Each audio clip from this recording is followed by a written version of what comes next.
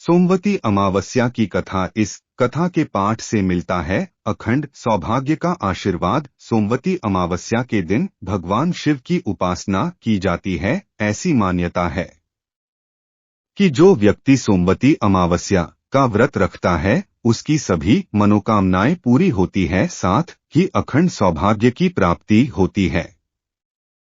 इस दिन सोमवती अमावस्या की कथा का पाठ भी जरूरी करना चाहिए। सोमवार के दिन आने वाली अमावस्या को सोमवती अमावस्या कहते हैं। गणित के प्रायिकता सिद्धांत के अनुसार अमावस्या वर्ष में एक अथवा 2 बार ही सोमवार के दिन हो सकती है, परंतु समय चक्र के अनुसार अमावस्या का सोमवती होना बिल्कुल अनिश्चित है। हरिद्वार कुंभ के दौरान सोमवती अमावस्या का दिन बहुत ही पवित्र माना गया है। इस दिन नागा साधुओं द्वारा शाही स्नान भी किया जाता है। हिंदू धर्म की मान्यताओं के अनुसार सोमवती अमावस्या का एक विशेष महत्व है। सोमवती अमावस्या की पूजा से जुड़ी कुछ भिन्न भिन्न मान्यताएं हैं। प्रथम मान्यता के अनुसार सोमवती अमावस्या के दिन महिलाएं तुलसी माता की 108 परिक्रमा लगाते हुए कोई भी वस्तु या फलदान करने का संकल्प लेती हैं। दूसरी मान्यता के अनुसार सोमवती अमावस्या के दिन महिलाएं पीपल के वृक्ष की भंवरी 108 परिक्रमा करती हैं तथा अखंड सौभाग्य की कामनाएं करती हैं। साथ ही साथ श्री गौरी गणेश शिवम सोमवती व्रत कथा पाठ के साथ वस्तु अथवा फल दान करने का संकल्प लेती हैं। पीपल के पेड़ में सभी देवों का वास माना गया है। इस मत के अनुसार पीपल की पूजा की जाती है। सोमवार के दिन की अमावस्या को स्वयं को आध्यात्मिक शुद्धता प्रदान करने के लिए व्रत, गंगा स्नान, नदी स्नान, दान, भजन कीर्तन किया जाता है। सोमवती अमावस्या व्रत कथा।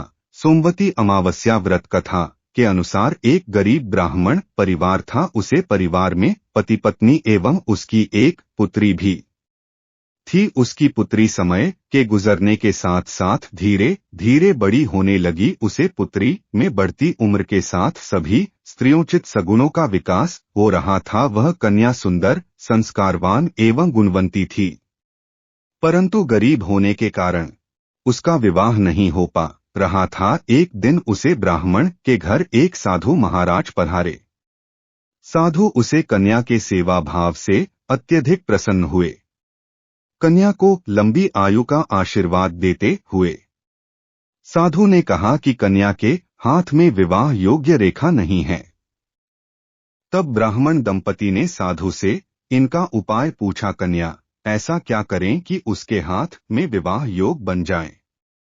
साधु महाराज ने कुछ देर विचार करने के पक्ष अपनी अंतर्दृष्टि में ध्यान करके बताया कि कुछ ही दूरी पर एक गांव में सोना नाम की एक धोबिन महिला अपने बेटे और बहू के साथ रहती है, जो बहुत ही आचार विचार एवं संस्कार संपन्न तथा पति पारायण है। यदि यह सुकन्या उसे धोबिन की सेवा करें और वह महिला इसकी शादी में अपने मांग का सिंदूर लगा दे तथा उसके बाद इस कन्या का विवाह हो जाए तो इस कन्या का वैधव्य योग मिट सकता है।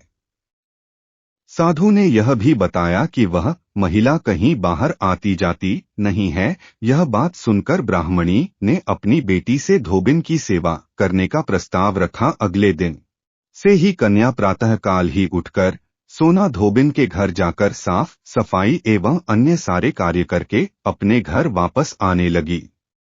एक दिन सोना धोबिन अपनी बहू से पूछता है कि तुम तो सुबह ही उठकर सारे काम कर लेती हो और पता भी नहीं चलता। बहू ने कहा, माँ जी मैं तो सोचा कि आप ही सुबह उठकर सारे काम खुद ही खत्म कर लेती हैं। मैं तो देर से उठती हूँ।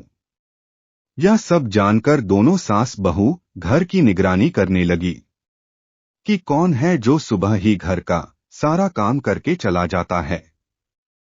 कई दिनों के बाद 2 दिन में देखा कि एक कन्या मुंह ढके अंधेरे में घर में आती है और सारे काम करने के बाद चली जाती है। जब वह जाने लगी तो सोना धोबिन उसके पैरों पर गिर पड़ी और पूछने लगी कि आप कौन हैं और इस तरह चुप कर मेरे घर की चाकरी क्यों करती हैं। तब कन्या ने साधु द्वारा कही गई सारी बात बताती सोना धोबिन पति पारायण थी। आंख उसमें तेज था, वह तैयार हो गई। सोना धोबिन के पति थोड़ा अस्वस्थ थे। उसने अपनी बहू से अपने लौट आने तक घर पर ही रहने को कहा। सोना धोबी ने जैसे ही अपने मांग का सिंदूर उसे कन्या की मांग में लगाया, सोना धोबिन का पति मर गया। उसे इस बात का पता चल गया। वह घर से नीराजल ही चली थी, यह सोचकर कि रास्ते में कहीं पीपल का पेड़ मिलेगा तो उसे भंवरी लेकर और उसकी परिक्रमा करके ही जल ग्रहण करेगी। उसे दिन सोमवती अमावस्या थी।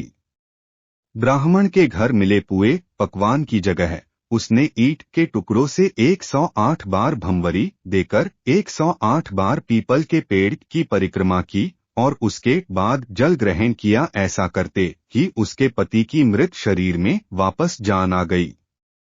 धोबिन का पति फिर से जीवित हो उठा। तो दोस्तों, आज की वीडियो अच्छी लगी हो तो वीडियो को एक लाइक और हमारे चैनल भक्ति आस्था को सब्सक्राइब जरूर करें। साथ ही बेल नोटिफिकेशन को ऑल पर सेट कर लें, जिससे अगली वीडियो सबसे पहले आपके पास आए। वीडियो को अंत तक देखने के लिए आप सभी का धन्यवाद। ओम नमः शिवाय।